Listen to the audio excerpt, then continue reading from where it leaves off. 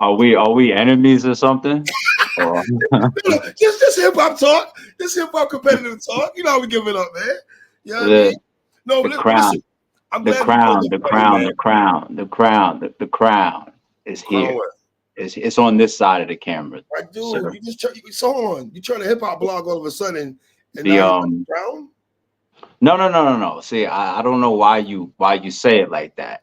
And if you don't, if Three Letter Man doesn't throw the pen at the camera in your interviews, you got a whack interview. Okay, I just want everybody to know that. You got to be somebody for him to throw the pen. All right, fair enough. And Fair I enough. didn't even say nothing yet, and he All already right. threw the pen. So that means that, you know what I Okay. mean? Okay. But I want to make sure that you're not trying to put the two together. Like when you see me start getting into pure podcast mode versus when I was embedded in hip hop, that's not the same thing. So you just happen to see me talking about it more now, sir. All So, right. The crown has so always been on this side of the camera. okay, talk about throughout the years when you watch ARP blogs back in the day when you put the steps and everything like that, those kind of blogs in 2013, 2014. Yes, occasionally you'll pop out a Papoose CD and Occasionally, everything. Okay. but no difference. Sometimes you gotta pop out a show, nigga. You know what I'm saying? I mean, what time? Now that you say that, you remind me. Like one time you hit me up because you see me holding up the Illmatic vinyl, right? So Yes. you so you so you Vinyl, know yeah, vinyl. so you know who I am, sir. You know who I am. Absolutely. All Slow right. down, sir. Okay, slow down. KD voice. KD voice. You know who I am. No, I am, right? It's ARP, though. Yo, but yeah, let me get your take on this, ARP, man. A lot Yeah, of yeah. talk about Eminem's album and everything. Like, let me ask you, what's your take on Eminem? Because you hear so many mixed reviews, especially from people of our color and everything like this. I feel Yeah, sometimes yeah, people of our color try to front on him. Like yeah, he's not nice, he's not one of those guys and everything like that. yeah. I look at Eminem as a hip hop dude. I've never looked at him as a culture vulture shit. None of that. Never. Yeah. So that question I can answer that so many ways. Culture Yes. vulture. That's the part that makes me like, what? Cringy, Like that cringy. made no sense to me. Like this man came up in that. He came up in this. You know what I'm saying? He bled this. He breathed this. He lived this in the trenches, like most of us. So Mhm. culture vulture to me, he's not somebody that Yes. popped in when something was popping and said, "Oh, let Right. me figure out how to make $1 off of this," and then I'm gone. Mhm. Like he was there when it was nothing for him. You know what I'm saying? So like culture vulture, anybody that says that, I think that's a very ignorant statement. Like I don't, that's not a debate for me. I wouldn't Right. have that type of debate. Absolutely. Now, Absolutely. as far as people fronting on him, I mean, this is the world that we live in. People's Mhm. always gonna have that little boundary of the color of your skin or your background or your national. You know what I'm saying? Mhm. People's always gonna have that. People's always gonna lean on that. You know what I mean? Like it is what it is. He will always be a white rapper. Okay, great. Like this is news to everybody, right? But I don't know why people still after all this time can't get past this. And it's bugged out to see so many people, kind of front on Eminem, yet he still is one of the most highest selling rappers of all time. You know what I'm saying? He's one of the most accomplished rappers of all time. So it's Mhm. weird. It'd be one thing if we just had like this new white rapper that came in, he had a couple 100,000 views on YouTube or streams or something like that, and people was like this. Eminem has already reached the top of the mountain. So it's weird to see so many people still like in the middle about him, possibly because of the color of his skin. It is what it is. It's the Well, world we live in. can the context play a part also on ARP? Some of the things he's saying in his music are probably like, we're Yeah, not used to yes, hearing. yes and no. Okay. The reason why I say no is because it would be different if, like, let's say Eminem comes out and then we see the changes in society, we see the changes in just people going towards being viral. That's like Mhm. the new get on, that's the new get popping. Figure out Right. how to do something to go viral, whether on Mhm. social media, YouTube, whatever the case may be. The man came out like this. Mhm. You know what I'm saying? Like he started with this same type of content. This is the same person that was going after Britney Spears, Mariah Carey, NSYNC, Backstreet Boys, Justin Bieber. You know what I'm saying? This is the same. The TRL Carson Daily Squad. Yeah. This is the exact same Right. Eminem.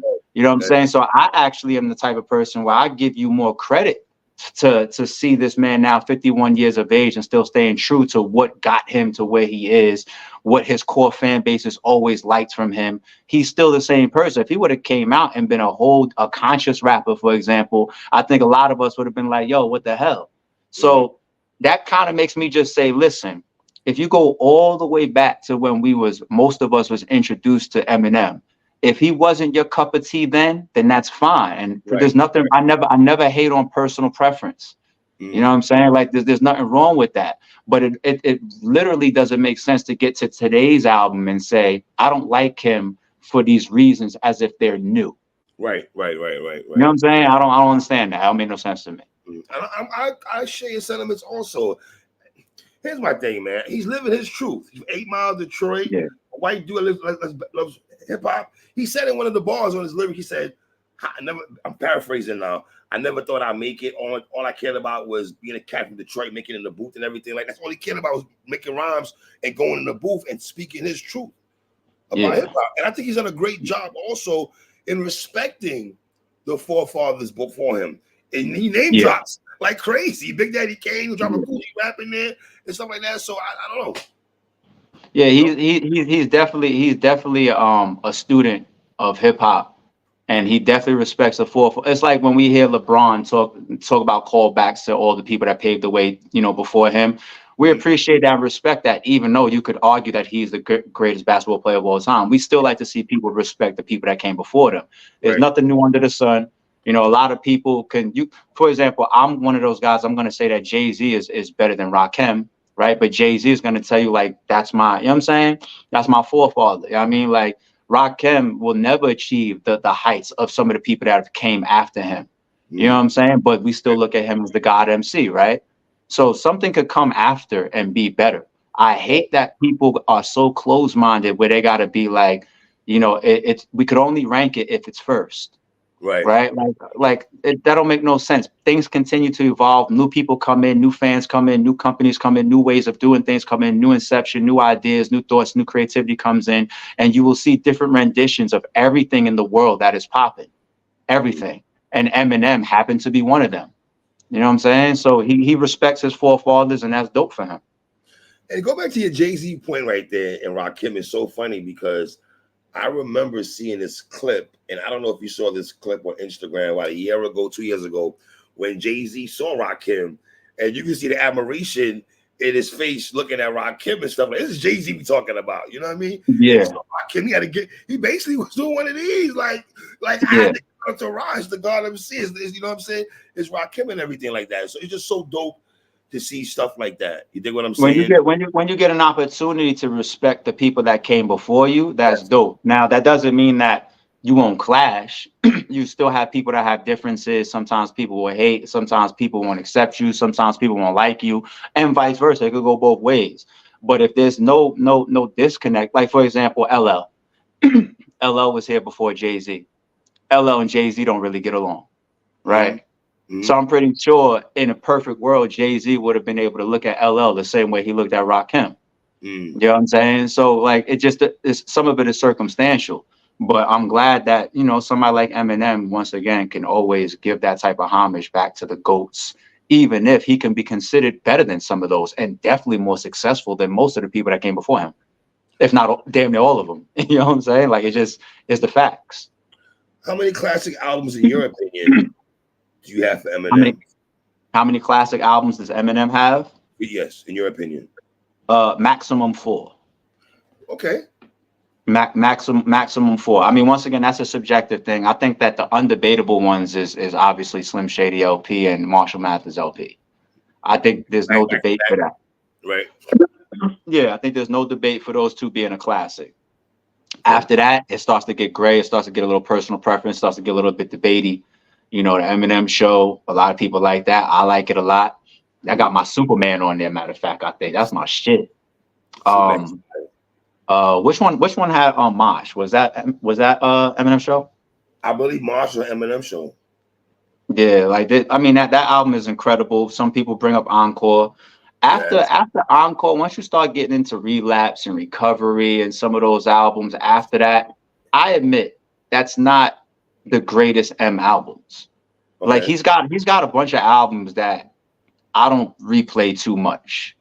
I don't look at as high M standards. I don't. You know what I'm saying? And I can't even run down the playlist for some of his like the last wave of albums, like his last 3 or something like that. That's why to me, this one right here is such a dope album, because not only is it coming as a concept album, which is something that we rarely see, but I think it's Eminem getting back to what his capabilities are. Right. You know what I'm saying? So can I ask you about the concepts though? Because you do a concept project, does that automatically mean that the project is fired because you don't have a concept? No. Prime example, I'm pretty sure you heard Sticky Fingers album, right? The Kirk Jones project. To me, that was a very concept project that Sticky did, and I thoroughly enjoyed that. You know what I mean? Does every concept album make it? Is it official? No. Like even a more recent one after Sticky Fingers. Look at Good Kid, Mad City. You know what I'm saying? Like it's dope to see and concept to me. The way that I look at it, a concept album doesn't necessarily mean that a majority of the album or every track has to lead into the next. That's just my personal opinion of a concept album. A concept album could just stay on a set goal, a set target. Like if you look at like Get Rich or Die Trying, right, by 50. I'll use a universal, classic album. Yes. That album goes in every different direction. He's got a weed song. He don't even smoke weed. He got his club song with fucking in the club. Yes. In the club. He's got his street shit on there. He's got his party shit on there. He's got something for every lane. It's like whatever comes next is just like a track that you skip or you like for a certain. That's not a concept album. Donald Trump just got shot last night. Almost got assassinated, and they playing many men. The meme. I saw that. I don't mean to laugh at somebody getting shot, but I'm laughing. The meme. That's crazy. But point being, that's not a concept album to me. A concept album could be something like Sticky's joint, where by the time you get all the way up to the fucking courtroom, that's part of the album. It's like, oh shit. Like, wow. You know what I'm saying? Or the Good Kid, Mad City, or even this Death to Slim Shady concept. But you could also just stick on a particular subject or goal for the majority of an album, and I think that's still classified as a concept album, and that doesn't automatically make you or make your album dope. I think it's just dope to get a concept album in this type of climate of music. That's what I'm saying. I think this climate of music is very gimmicky. I think it's once again going for the viral nature. It's very, very it's the ratchet shit is in right now. The whole era is in right now. All that the just make good jingles is in right now. And to get somebody that's willing to focus on the artistry and go into a concept mode, to me, is a little bit daring, because you almost damn near sacrifice being outside of what's relevant today, what's selling today, what's appealing to the masses today. So I think that's bold within itself. I think we need to respect somebody that's going to come along every once in a while and hit a reset button, not the reset button, but a reset button. We need that. The name of the album is called The Death of Slim Shady, right? So when you hear that album, I don't know if that goes over people's heads or not. Maybe not our heads, ARP, but it might go over a lot of people's heads. So go back to the concept conversation you just had right here, right? That's going into that, The Death of Slim Shady, right? So to me, he's more dark Eminem. Can I say that? More dark Eminem. Something like that. Shock value bars. Can I say that? Heavy shock value bars, similar. And stuff like that. So I like the project. I can't say I love it. I see people putting a C word next to it. I didn't put the C word next to it yet. I didn't do that. I don't know if it's gonna to me ever get to be that classification. I don't know about it. You gotta touch me right there. You know what I mean? You gotta hit me. You're right. You're right. The type of ears that we got, classics, damn near right away. Yes. You feel that. You know what I'm saying? So I agree with you. I think it's a very, very good album. I think it's a very, very good album. Do you like the production though? Because it's funny, because on Renaissance, he's poking fun at fans about saying, Kendrick project. I say Kendrick got no bangers and stuff like that. Joyner Lucas, Kanye, and then he's basically saying that Amon Shit doesn't rap over good beats. But I'm sorry, when he said that, I gotta be honest. Listen, Joe Budden's one of my favorite rappers of all time. Joey didn't really rap over the illest beats, but he was so dope. His bars would supersede the beat, in my opinion. Nas too. Yeah. For Also, so my thing I with mean, Eminem, production wise, I would say I've only been through the album like 3.5 times, to be me too. honest. 4 times. I've been there 4 times. If I had to just jump out there and just what was at the front of my mind, maybe I fuck with 70% of the production, Okay. maybe, Okay. which ain't bad, which is That's pretty not bad. good. You know what I'm saying? Not bad. Like there's some comical stuff in there. There's some darker stuff in there. There's some obvious Dre stuff there. But when I say obvious Dre, even Dre has a certain lane that he does specifically for Eminem. You could hear it.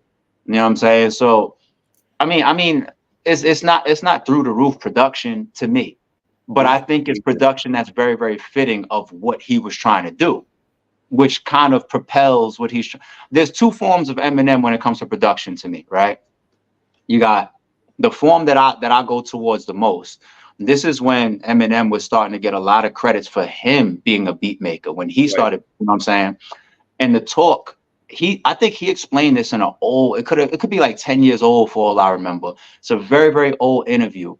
And he was discussing how his flow and his voice becomes a part of the beat. Not just getting on a beat and riding a beat and rapping to the style, like which is common and what we expect from the average artist. I'm talking about where it's like, let's say you got your snares, your drums, your Eminem's voice and his flow could damn near be within the beat as well. And he was hitting a pocket of that when around the time when he was producing, he was getting a lot of credits for producing, and people was calling that out.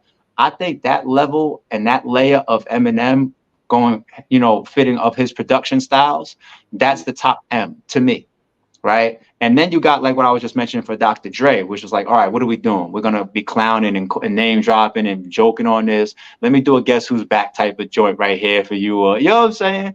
And that is like sometimes hit or miss. You know what I mean? So. Yeah, because to stay where you're at right now, when he dropped Houdini was the first single he dropped. I don't know how you feel, but I wasn't a fan of that song. But I understand he has a track record of making those his first singles, right? Yeah.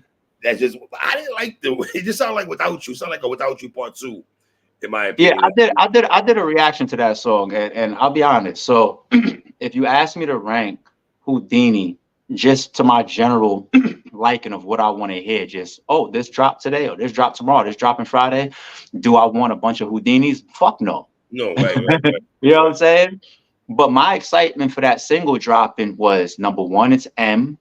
The nostalgia of the video, the nostalgia of all the callbacks, the tying of him, even in the video, expressing the duality of him, the M, the old M, and the new, all of that. Right. So the excitement to me and him staying true to who he was, the callbacks in the video, the callbacks in his bars, that was all fire to me. You know what I'm saying? So I think I enjoyed Houdini as a fan of Eminem, opposed to just like, if that song just drops, and it's just like, yo, you is that what you want right now? Not really. But I fuck with it for M and what he did and him staying true and the nostalgia tied into the video and the song and all that. So I fuck with it from that standpoint. Past that, if I put this album on 2 years from now, that's a skippable track for me. Am I nitpicking when I say this ARP? If you're gonna do a Guilty Conscience Part 2, Dr. Dre kind of has to play a part in there, though. Am I nitpicking by saying that, though? Nah, I don't think you're nitpicking because one thing that M is obviously doing, whether it's in the videos or whether it's in the album, he's doing a lot of callbacks and he's purposefully drawn on his own nostalgia because he has such a big catalog, a big fan base. He's had such a big impact on hip hop. So he's pulling on his own nostalgic moments. So that's why somebody like me was like, damn, I kind of wanted Royce on this album. Damn, I think that first, even Renaissance, I think 50 should have been on this album. Yeah, I mean, like things like Bizarre being there, dope. Say that. Listen, okay. The Bizarre track, respectfully, here's my thing about the Bizarre track. Was it a track or was it just like a little add-on to the end of a song? Add-on. We will do the add-on thing, right? Yeah, I don't think it's its own track on the album. I don't think so. Right, I'm glad you correct me on that. Boom. But like you said, I would have loved first two things. I wish M would have rapped on that beat. Are you ready for this? A lot of the switch up beats that M decided to rap on, I wish he'd rap longer on those beats. He would have 2 beats on a song, right? Let's say a song ARP is 4 minutes long, right? Boom. He raps for like 3 minutes, and the last minute he's letting a second beat ride out, right? He's rapping for a little bit. And I'm like, dog, he's killing his second beat more to me than he's the first beat. Am I bugging? Because that's why I felt. No, you're not bugging, and you're not bugging, and I'm not in the studio with these guys when they discussing why they're doing what they're doing. I'm just gonna take a guess. I'm gonna take a guess. Those songs where the beat changes and he goes crazy with his different flows and all that type of shit, I'm assuming it's because he felt like the entire song shouldn't have been those flows. So when he goes into those pockets, he's like, let me accentuate that with a changing of the beat as well. So really, really highlight this and make it stand out. But I'm not doing a whole song like that. You know what I'm saying? And then on top of it, I think he would have got even more backlash if he had 4 or 5 songs, maybe 6 songs on an album that was all fucking rap god shit like that. You know what I'm saying? I think people want to hear him a little bit more, you know what I'm saying, from an intricate level opposed to just syllables, words, pattern. You know, and then on top of that, once again, this is a concept. So you kind of got to give us the topics and the substance opposed to just getting into pure bar out mode. So I think that's my guess. When he switched those beats and he did those segments, it was really just a highlight, like, I'm rapping, pay attention to how crazy I am, and I'm getting back to what I'm on. That's just a guess. Let me ask you a question. If you do strengths and weaknesses, right, of Eminem, right, when his strong suit, right, will be the wordplay, the fast flow. Is it that? And he can rap, obviously, right, as bars, right? But wouldn't those things be a pro for him? If you do pro, but just because that's your strength, that doesn't mean do it all the time. You know what I'm saying? Agree. You know what I mean? Like you're gonna have somebody get in the ring and their strength might be their left hook. Kodo might be a left hook to the body, but the CompuBox might show that he threw more jabs during the whole fight than his power shots. Like I'm just saying, it doesn't mean that that's because your strength and what is a standout to certain fans to just sit on it for an entire album, because you still have to be sonically pleasing. Right. You know what I'm saying? And you still have to cater to the masses. Like, I'm just thinking about this shit like if I was a producer in a studio, if I just played 10 fucking tracks of rap god shit, you know what I'm saying? It's gonna turn me off. I gotta get into a moment where I'm talking about this, or I'm addressing the story, or I'm being comical, and I'm being more palatable to, because them rap god moments, honestly, when you play it for the first time, I can't repeat any of those fucking bars. It's too fast. It's too. You know what I'm saying? Absolutely. I can't repeat any of that. It's you gotta too go fucking bad. You gotta rewind it and catch it all. You gotta go to Rap Genius and read the bars while he's rapping. Yeah. So to be honest, I don't think anybody wants a fucking full album of that unless you're going to a particular artist for that reason. And that type of reason, I'm gonna go to Bone Thugs. I'm gonna go to Twista. I'm gonna go to, you know what I'm saying? Like, Buster. nah, I know what I'm getting. I don't buy an Eminem album to hear Twista the whole fucking album. You know what I'm saying? So it is what it is. All right, another thing that I had an issue with, because I know it's a concept project, right? I thought the transition from Trouble, here's another nitpick. I'm sorry, track 3, the song Trouble, is 40 seconds, only 40 seconds, but he's going crazy. And I'm sitting there like, dog, why are you only rapping 40 seconds on this beat and you're going crazy? And then the transition to the brand new dance, which I would never play again in my life. Yeah, I don't care about that song. I'm not playing that up again. So those little nuances I have issues with, though. I didn't like the 40 seconds when he's killing it. And I'm like, keep rapping. Why are you stopping? Why 40 seconds of track? Why? I'm with you. I'm with you on that. I don't remember the last perfect album that I listened to, and this one isn't even a classic with saying, so let alone being perfect. Right. So, you know what I'm saying? Like, this album, I think there's a lot of good, and there's a bunch of things that we could all critique. So I ain't mad at you saying that. You know what I'm saying? I'm with you on that. How you feel about JID's verse on Fuel? Yo, somebody tweeted me or put a comment on my video about that, because I said, to me, one thing that I feel like the album is missing is M going back and forth with one of those all-time greats, so we can get that lyrical sparring match and then go debate for years who won, like Renegade or some shit, right? And somebody was like, "Oh, you didn't hear that track?" And I was just like, "No, pay attention to what I'm saying. I'm not saying that him next to somebody that's gonna bar out. He did that in Toby, damn it, to a degree too." I said one of the all-time greats, because we always argue in these top 5s and top 3s. So I want to see a Jay and a Nas or Nas on there, or somebody like an all-time great that we get to have those debates and discussions for years to come. You know what I'm saying? Like if LeBron gets on the court and John Morant drops 40 on him, we're gonna say that's dope. You know what I'm saying? But it's different if it's Jordan and LeBron, or LeBron and Kobe, or you know what I'm saying, or KD and LeBron, or Steph and LeBron, the all-time Ja, you know what I'm saying? But we don't have you in that conversation, so we rank it different, we debate it different, we carry that moment through history different. You see what I'm saying? So that's what I thought was I would have liked to see that. You know what I mean? Because I know M is powerful enough to get any of those motherfuckers on the phone. Yes. You know what I'm saying? So absolutely. And I agree with you on that sentiment, man. So we're saying we wish he rapped with A-list rappers, guys on his level of MCing. And I'm not saying he doesn't have to, because it's M. Like, he is arguably the guy. You know what I'm saying? So I don't. It goes back to your Royce point, though. It goes back to your Royce point earlier that you said. I think Royce has been on here for old times. The Royce thing I wanted for two reasons other than what I just said. If you give me M and Nas on a track, for example, I'm putting them in a competition. I don't care what they were trying to do. I'm making them compete. That's what we do all the fucking time. Absolutely. We be seeing rappers that they get beat verses sent to them, and then they be like, oh, well, you did what? And they go back into the studio and redo their verse because they're like, oh, hell no, you flipped out. I gotta match that. You know what I'm saying? That's what I'm looking at when you got like a Jay and Nas and M, those guys together. When I was talking about Royce, and two reasons that I wanted Royce there is, number one, because of just their rappable and relationship partnership. Of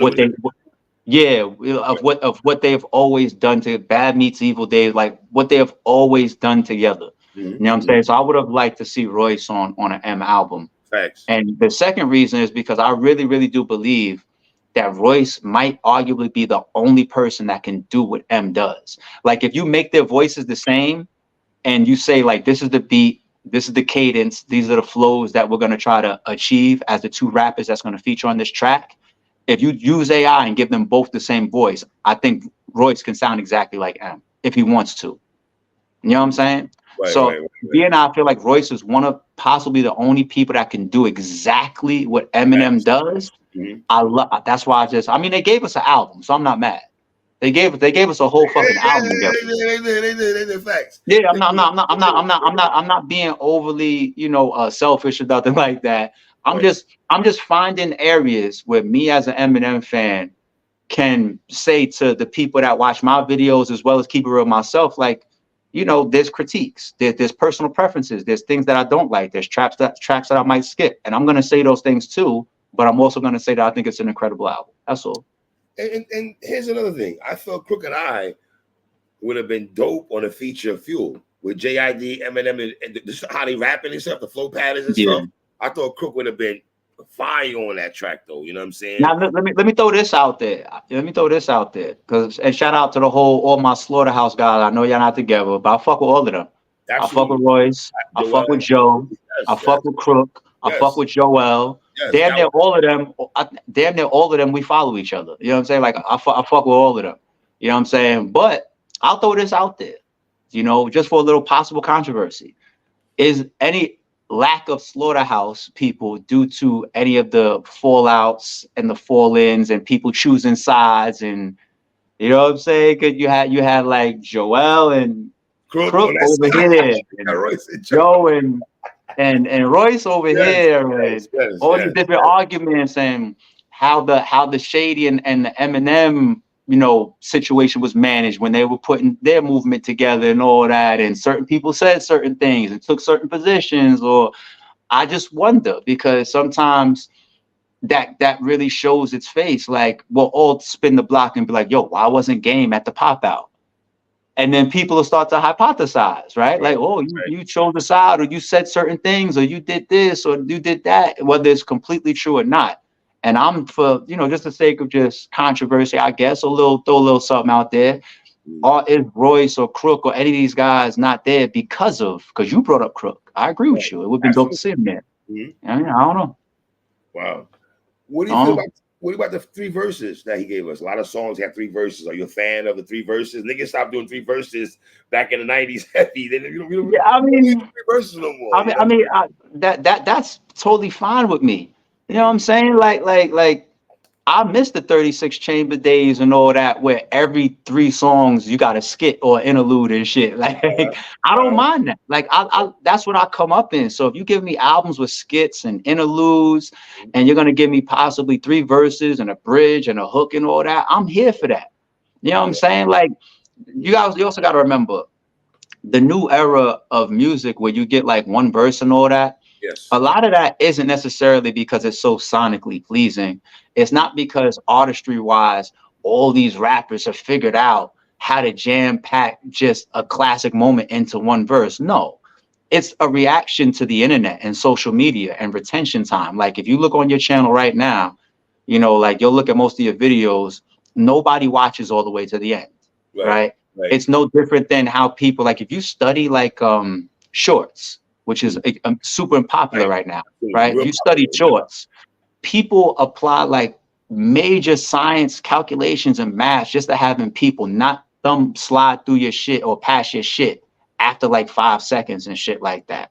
And the point that I'm trying to make is then 1 verses is all catered into social media, YouTube, retention time, and how people view content these days. When you pick up your phone, you have so much there to just thumb through at light speed. And the best of the best, whether you're delivering music, whether you're delivering content, a video, whatever, they figure out how to keep me and you there as long as possible. So when you got fucking even 6ix9ine, right? He was mega for a moment, right? Tekashi, a majority of his shits, 1 verse.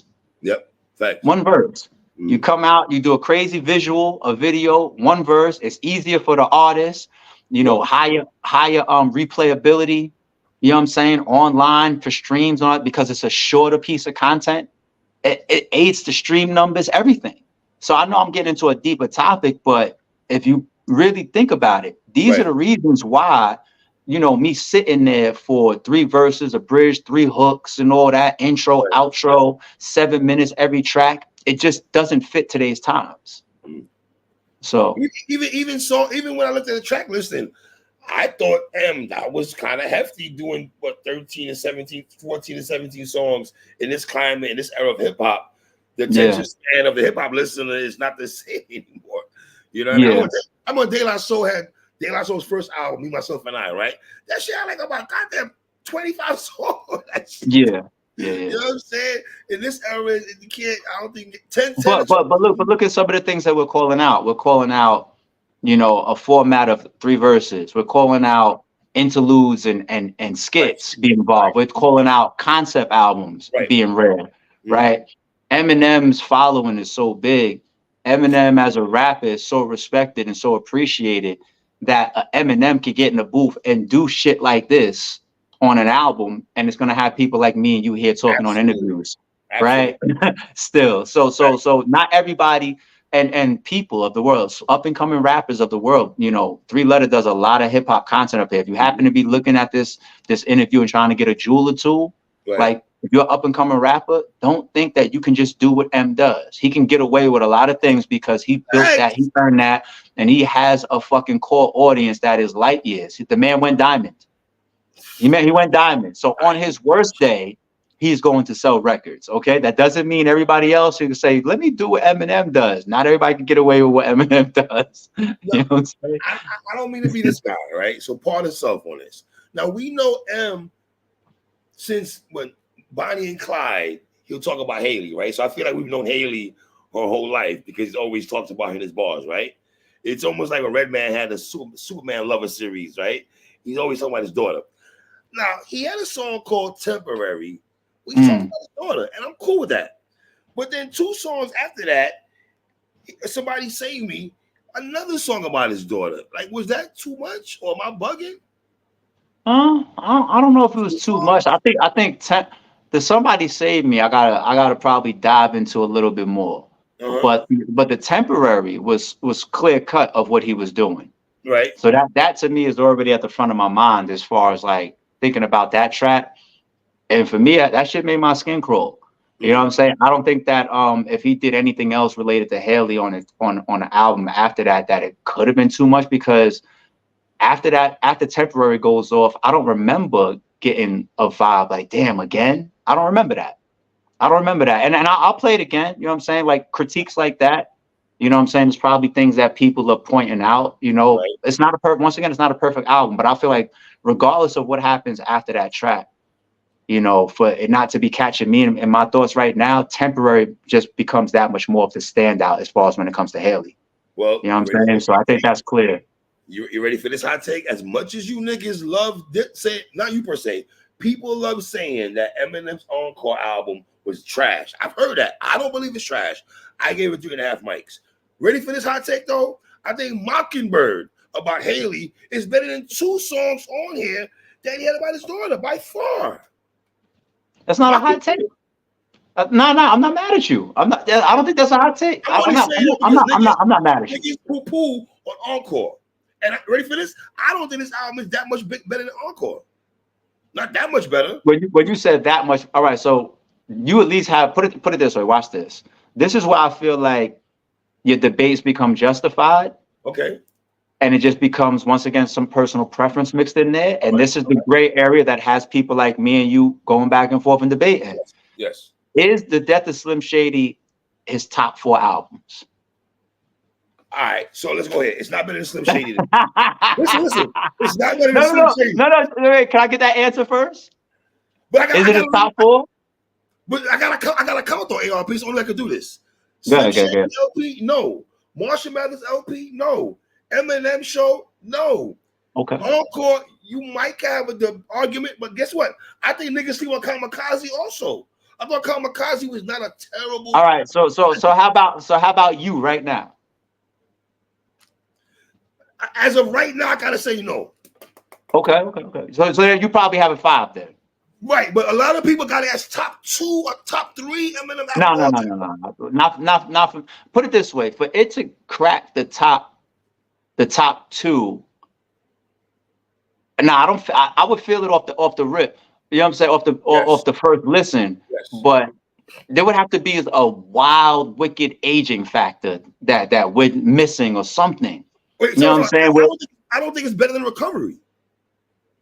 I do. Better than Recovery is one of those albums that I put in the same bucket as like Relapse and all that, where it's just like, yo, you're only getting but so many spins out of me. Like it's not a standout Eminem album to me. And that's cool. And that's cool because every single one of his albums damn sure ain't a classic and damn sure doesn't have to be some timeless piece of work. Right, of course. No artist. Everybody got an album where you could like or 2, and he's got more than most. So that gives him even more room to fail, so to speak, because he got more albums out on the streets. You know what I'm saying? Right. So I mean, there's Nas albums that's whole albums. It's like nobody's hasn't replayed that in 10 years. The nigga album, Street Disciple. Sorry, Nas, I gotta go here right quick. He's got albums that nobody has replayed for fucking 10 plus years. You know what I'm saying? Like Jay might have one. Does Jay have one? Jay does. Magna Carta was not a good album. Sorry, it was not a good album. And Blueprint 3 was not a great Jay Blueprint album. 3 isn't really that. Like I didn't like him reusing the name Blueprint, period. But point. You're nitpicking on KRS-One. I see what you're doing there.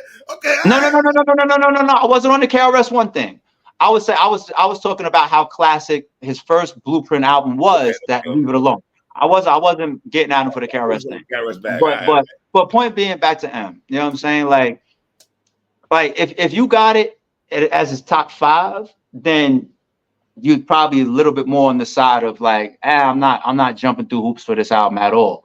The moment 3.5 mics, in my opinion. 3.5 mics. I get 3.5 mics for.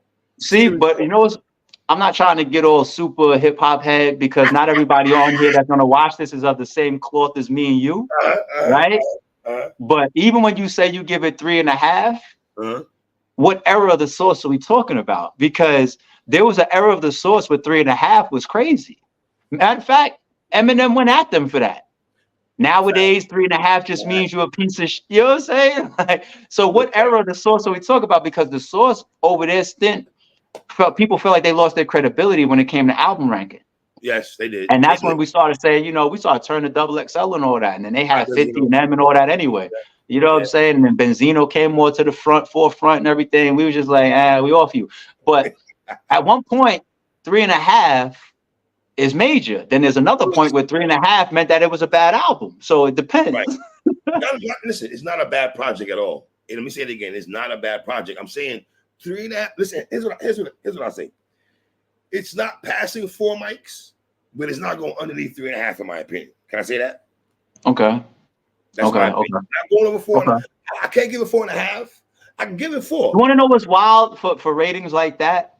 All right. With it having the 17 listed tracks, right? I feel like if you take the top 9 to 10 off of that, okay, somebody like you would put it in his top 3 easily. And what's bugged out about this is a personal preference thing. I don't go at people for this. Everybody's different. What always bugs me out is how people change on that. Some people will say the album is better if you would have consolidated it and gave me less, right? Yes. And then you got other people that tune out and they'll just say like, look, if I have 20 tracks on my album and 10 of them is good, I rarely get albums that have 10 good tracks. So I just totally don't care about the other 10. And to me, this becomes a dope album because I get 10 dope songs on here. So it's like the glass half full, glass half empty type of way that people are different. Everybody's very different about that. So for me to get 17 and say that, yo, there's about 5 or 6 skippable tracks over here, other ones that might be in a gray area, but definitely at least 8 that I rock with heavy. I come from a time where if you got 8 crazy songs on an album, so how do you look at the body of work? Do you subtract from the rapper for saying there's 4 songs on here that you should have left off, or do you just say you added them, you gave me more shit, but I don't happen to like those, so it's all good? How do you look at it? Because it's amount of quality when you look at it, right? Yeah, I don't know. No, but I like how you said that though, because 2 things can be true. You got a bulk of an album, right? 17 joints, right? Now, how I grade it is what stands out to me the most. Like, prime example, the very first song he did, Renaissance, right? That shit stood out to me from the door. From the door, I'm like, okay, I'm liking when you're doing this from the door. I love this shit, right? The Habit song he going to track 2, I like it, but then again, it goes back to what I said earlier. I like when he rapped on the second beat more. I thought he was going crazy and shit. I love Trouble, but I don't like Brand View Dance. I thought Evil. I know you like Antichrist a little bit. I like Antichrist. I like, and Lucifer is straight too. Lucifer is straight also, right? Here's the thing, ARP. You said it a second ago. I think in our era, if we go 90s, I mean, I'm old, I go 80s, 90s, and 2000s, but I think, what's the song that's touching my soul? I don't get those songs anymore. It was like heavy replay value song. Oh my God. Like, I gotta be honest, until I went to the JID song, the Few joint, is when I had to stay right here for a while. What was the last Eminem song that stuck to your soul, though? Wow, ARP. I'm going somewhere with that. I'm trapping you. This is a trap that I'm saying. I'm just warning you. I know you said a trap. I know how you give it. Yeah, that's a very good. You know what? You put my feet to the fire. I can't answer that right now. Okay, so the point that I'm making right there is it possible that we don't go to Eminem for something that sticks to your soul? In terms of rapping, I would say rapping. Yes, rapping. No, that's not the same. Because you don't have to be in high caliber rappability mode to make something stick to your soul. The sticking to your soul is about the message, the vibe, the energy, and the reaction that piece of work created in you. Mm-hmm. So what I'm trying to say is, when you say there's not a lot of songs on this album that stick to your soul, and I say when's the last album? Well, tell me the last song that stuck to your soul, and you can't tell me. Then that makes me say maybe you, as a personal person, as for your personal preference, you don't go to Eminem, but that's not the type of artist he is for you. All right, let me give you a prime example. Eminem's song "I'm a Soldier," right? That's one of my favorite Eminem songs of all time.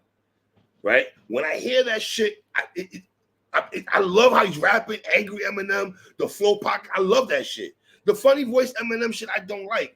And I do to me on this album, the Stick to Your Soul one, off the rip, the biggest one is Temporary. I'm not saying, and once again, I'm not trying to say that that's like, oh, we're gonna play that on the radio. We're gonna, you know what I'm saying? Like, that's not that type of song. You know what I mean? I think he shows his flexibility or his range by doing that. You know what I'm saying? But I'm not even trying to defend. ARP? I'm not even trying to defend M right now as being, because honestly, if I'm looking for those soul, you know what I'm saying, joints or whatever, the first place that I'm turning ain't Eminem as a rapper either. You know what I'm saying? Like I honestly, I could go to my favorite rapper more than 20 times more than fucking Eminem. If I want that, I go to Joe for that. I'll go put on fucking Dear Diary or fucking Dark Cloud or fucking some shit like that. Absolutely. You know what I'm saying? Like I'm not really going to M. M is capable of doing that. He's capable of creating things that are cinematic, i.e. a stand where you could watch this, you could listen to it and see the movie playing. You know what I'm saying? You could see the car going off the road and shit while you listen. You could go to him for the funny shit. You could go to him for Rap God. You could go to him for some substance or the things that will touch your soul, but that's never been his standout. He can do it, but that's not his top attribute. You know what I'm saying? I think that's one of his attributes that doesn't get highlighted a lot to me is how introspective he could be. Yeah. In my opinion. And it goes back to the song Temporary. That's a very introspective song. I want to get your hip hop nerd take on this. Joe Budden, Eminem, or Royce and Eminem? Who do you think? I mean, we know Royce and M's pedigree together, right? We spoke about it earlier, right? Have we slept on a Joe Budden and Eminem? If they would have worked out together, I think a Joe Budden and Eminem tracks would have been fire. 100%. But I always will think that Royce and M is probably one of the best duos that M could work with. Okay. Once again, because of Royce's different type of capabilities from Joe and his style, and I think they complement each other perfectly. You know what I'm saying? That's Stockton and Malone type shit, like those two guys. I guess I'm going to the depression bag, tablets, medicine cabinet conversations, and all that. I just think depression songs. Well, those. Yeah, but once again, Eminem is the alpha of all these guys that we're discussing. He's the top guy of all these guys that we're discussing. And if we don't go to the top person in the equation for the soul touching stuff, then why are we going to try to put him with one of the soul touches like a Joe and try to get a whole album out of that? Now we're talking about we're putting Joe at where he's the strongest, his strong suit, and we're taking M and we're taking one of his lesser attributes. Like, so who wants that? If I want that, I'm taking Joe and somebody else that does that more consistently. M doesn't do that consistently, and I don't think that we go to him for that, even though he's good at doing it. That's what I'm saying. All right, before I wrap it up, did you listen to Common's album? No, not yet. When you get a chance, you gotta listen to Common's album, sir. Is it over B? Is it over B? No, it's not. And I'm glad you went there. Yo, you niggas gotta stop. Nah, that was just my quick way of seeing it. That was just my quick way of seeing if I need to rush and go listen right now. I would say go rush because him and Pete Rock put together a dope project. But here's the thing: there's people out here saying that it's right at the table with B, and when I say it's not, they take it as I'm hating. No, I'm not at all. But I just don't put B had Gold, Testify. He had John Legend joints on there, like corner song. He had the corn and all that. Like, nah, son, nah. B is a certified classic. When me and ARP the song, it touched my soul. The very first time I heard that shit, I was at Hip Hop Tears.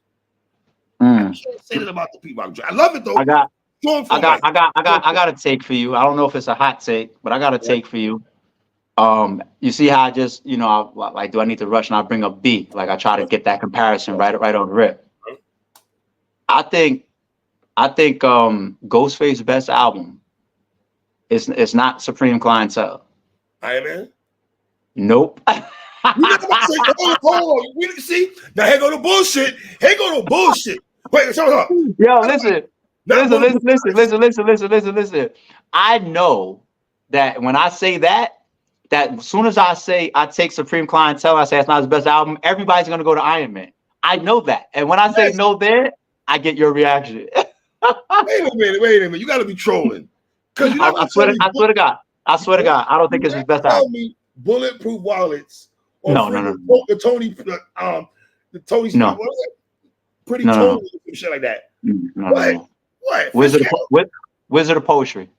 Get the fuck out of here, Wizard nigga. of Poetry. Fucking mind, nigga. What are you talking about? I told you. I asked you if you was ready for a take. Wizard of Poetry. So you see how what you just. This is why I went. You saying reach.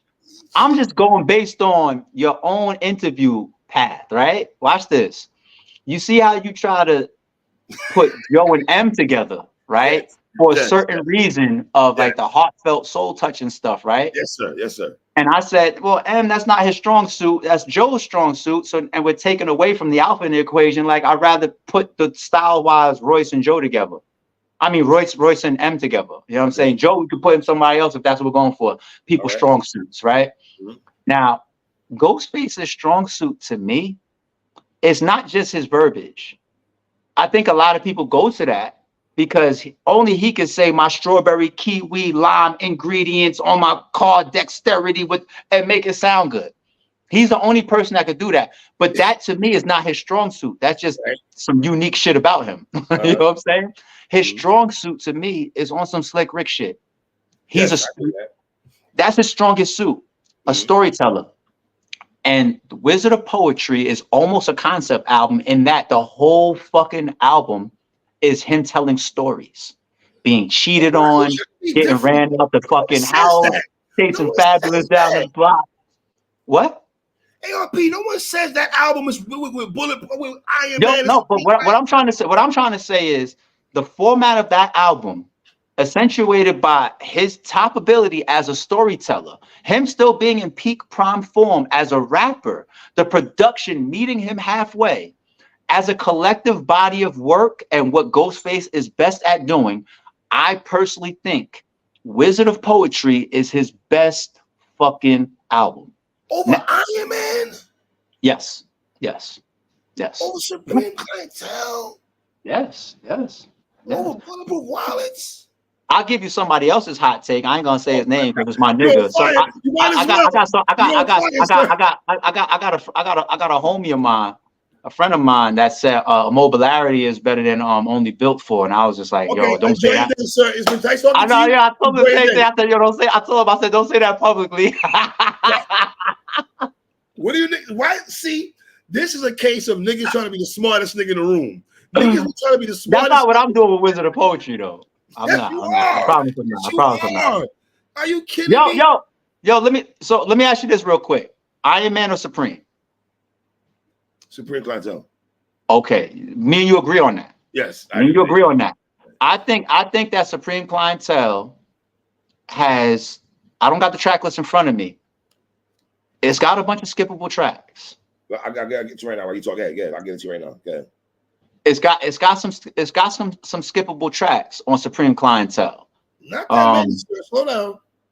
And then the official release was all fucked up, right? Like the track list didn't even match like the way it played or some shit. Now, hold on. Let's take our time. One is classic. One is classic. Nutmeg to me is classic. Nutmeg is fire. How about Ghost? Yeah, that's my shit. Ghost Dini's my shit. Yeah. No. Hold on. Let's be clear. Let's be clear. For me to say, let's be clear. For me to say Wizard of Poetry is his best album, that means I think Wizard of Poetry is a classic because Supreme Clientele is a classic. I said there's skippable tracks, but if you peep what I said earlier about like people doing 17 and only 10, like you don't have to have a perfect album to have a classic album. You agree? Slow that down. Say that one more time, sir. You do not have to have a perfect album to have a classic album. Agree, because listen, Mobb Deep Party Over. I don't like that song. Nas, One Time You For Your Mind on Illmatic. I don't like that song. Okay. So I'm just saying that to say, well, everybody that doesn't understand the type of debate we're having here, and they pull out Supreme Clientele as a body of work, and they're like, ARP is tripping. I'm saying that there's a couple skippable tracks on Supreme Clientele. It's not a perfect album, but we all still rank it a classic. Yes. Whereas Supreme Clientele, watch this, I think is a perfect album. Perfect. You just mind fucked me. What was that? What, sir? Yo, this nigga's crazy. That might be that. I might have just hit you with a hip hop Jedi mind trick, but yes, you did. But if you rewind this and then you follow up by playing the album based on what I said, yes, sir, you'll be like, you might disagree with me, but you might be like, at least ARP is not crazy. That's all. Crazy. That's all I'm saying. Healthy. Now, I would say this. Stay True. I could do without Stay True on Supreme Clientele. That's not a song I go back and listen to, right? It's not a perfect album. Wizard of Poetry is. That's the whole point. That's not a perfect album. That's one of the points I just made. That's one of the points I just made. So every song on Wizard of Poetry, you like every song? There's not a skippable track to me on Wizard of Poetry. ARP, you understand? As you're a hip hop head, I've never heard anyone ever make that take that you. I've never heard that. I've heard a lot of takes in my life. I went years with being one of the only few people in my circle that was taking It Was Written over Illmatic. Like, you know what I'm saying? Like I'll take Blueprint over it. I'll take what? It Was Written over Illmatic. I don't think that's crazy to me. You know what I'm saying? I think and similar to Ghostface, I feel like when Illmatic comes on the scene, the standout is that this guy, this young kid Nas, is just as a rapper. And even some of his introspective into where he's from. He's just ahead of his time. He's just ahead of his time, right? Mm-hmm. It Was Written. The evolution from Illmatic to It Was Written is so fucking. It's like I've never seen. Like it's like LeBron coming into the league and then his second year he got his ring. You know what I'm saying? Why are you saying that? That's what It Was Written is to me. Like he only needed to get to his second fucking season and then he got his ring. He didn't need 6, 7, 8 fucking seasons to get his first ring. Like It Was Written, the evolution of Nas from Illmatic to It Was like the way that you could see him on like if I Ruled the World, yes, or shootouts. or Silent Murder, Silent Murder. Big showed us the same thing. Right? Mm-hmm. By the time he got to his second body of work, his evolution as a storyteller, it was crazy. When you play Niggas Bleed, I'm in those hallways. I'm in the hallway. I could see the movie. The whips got told he double parked by a hydrant. I see it. I can see it. I'm watching the movie as I could see it. Mm-hmm. Like he couldn't do that on his first album, and Nas was the same way. When you talk about "I Gave You Power," sticking like just the evolution, somebody here to be so. I feel like his evolution just went overnight, championship. So that's not a hot take to me, but once again. But by you saying that though, are you and correct? I don't want to put words in your mouth. I want to make sure I get you right. Are you saying It Was Written lapped Illmatic? I didn't say you said. I'm just asking. I didn't say you said that. I want to make sure I get you correct. Saying it what? It what? Illmatic? Are you saying It Was Written lapped Illmatic? I'm not gonna say lapped. Okay. I don't make sure. Okay. I'm not gonna say lapped. It's just a more evolved Nas that is better at doing more things than he was able to do on Illmatic. Okay. You know what I'm saying? Right. Like. We know the represents and all that, but that was like a more gutter vibe, like you know what I'm saying, like Illmatic. And I just feel like that was he was able to complete a whole book for It Was Written, opposed to Illmatic. Illmatic is a classic, and it has its 1 to 3 lanes that every song could fit in. Whereas It Was Written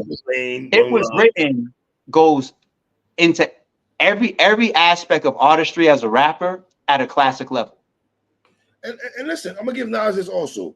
The anticipation for It Was Written, and he fell through and did a great job, because guess what? I can make the argument Nas, Raekwon, and Snoop. You know what all three of them got in common? Ready for this? What? They all came off 5 mic albums. The anticipation for their second album was at an all-time high. Now, guess what? Nas lapped Ray and Snoop in terms of holding down the sophomore. He didn't have a sophomore slump like Snoop and Ray did. Immobility and Snoop Dogfather coming off the Chronic, the Doggy Style, to the Dogfather, and he had no Dre production also on the Dogfather, but that's a different story for a different day. So yeah, I will give Nas. Snoop's first album is. I'm not talking numbers wise, but the feeling of it was like Get Rich or Die Trying. Yes, it was like if you was in hip hop at the time when that was coming out. And then what's so crazy is we didn't have the internet, so on the East Coast we was getting the impact still of how big Snoop's debut was. We was wearing the t-shirts. It was like his energy was, it felt like some Get Rich or Die Trying shit. Yeah, man, it did. You know, some first album. But anyway, like, I just say all of that to say, I hope that whole, you know, my opinion on like the It Was Written versus Illmatic shows why my mind goes towards looking at an artist for what they're best at doing, their evolution to their best form, their highest form, and why I could come out and say and justify, whether you agree or disagree, I could say logically with valid reasons, whether you disagree or not, why I think Wizard of Poetry is his best album. I strongly disagree. Before I said it, I said, you ready for a take? Right? I know a lot of people is never going to agree with that. And I also know, so you got people that could argue with me or debate with me on that, and they're going to give me some real logical angles. I don't want to debate with anybody where the only thing that they got coming back my direction is just the name of those albums and just fitting in. Like, it's Iron Man, it's Supreme Clientele. Like that's where I had to break that with Illmatic. Me personally, it's just they'd be like, it's Illmatic. Nothing could like no, like, calm down. Like, let's speak real rap for a second. So for a while, I feel like people did that with Reasonable Doubt. And then we got Blueprint, and I said Jay-Z is capable of making an album better than Reasonable Doubt. He is. Are you saying the Blueprint is better than Reasonable Doubt? I'm taking Blueprint over Reasonable Doubt. People, I just said, I didn't say it was better. I said I changed my words on that specifically for a reason. Tomato. What are you doing here? No. See, me as a rap guy, my shit is I'm more complex than just some surface shit. I'm seeing that. I'm learning, sir. I'm learning that. I does this. Like, my shit, it ain't just surface. Like, I can't just. I'm really like, you could from a hip hop overall standpoint, right? And here's one thing that I do, and I know that a lot of people just lack the ability to do it. I'm able to separate personal preference from what I believe I want to argue as my fact or whatever. You know what I'm saying? Right. So personal preference is a little bit evolved there when it comes to looking at Blueprint and what Jay did there and him evolving to that point, right? Reasonable Doubt, it's so good, it's so impactful. I don't want to say that Blueprint as an album is better than it. I just want to say that I'm taking Blueprint as a personal preference possibly over Reasonable Doubt. I don't want to be on record saying that. No, it's not. No. Personal. If I come to you and I debate Illmatic versus It Was Written, right, I'm not debating personal preference. Okay. I'm debating why I think It Was Written as an album for any hip hop listener is better than Illmatic. That's my debate. For Reasonable Doubt and Blueprint, I'm not doing that same thing. I'm not doing that. I'm saying, if you say, yo, you got these two albums in front of me, ARP, take one to listen to right now, I'm like, all right, give me that Blueprint for now. That's what I'm saying. That's what I'm saying. All right. My nigga, I appreciate you. Don't try to trap me into no. I already say controversial shit. Don't try to trap me into no even worse controversial shit. Listen, we gotta have these conversations once a week if we can, man. I like this hip hop talk, man. You know what I mean? For real, my brother. I appreciate you, brother. For real. Always, my guy. You know how we rock. I love you, my dude. You know the vibe, sir. Man, likewise, man. Holla at me.